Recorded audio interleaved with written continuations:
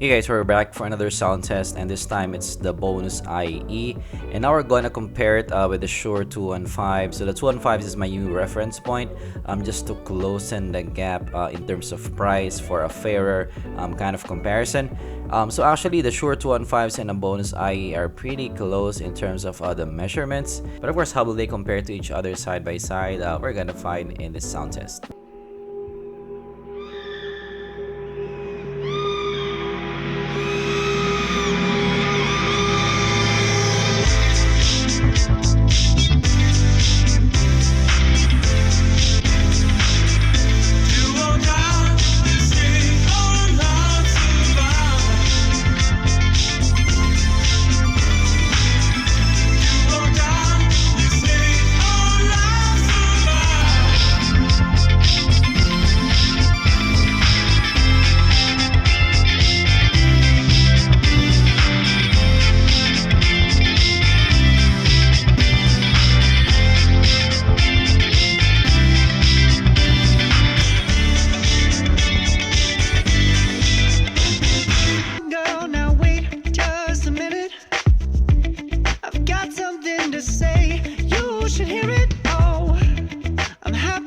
Make time for your feelings, but you have to admit I already do.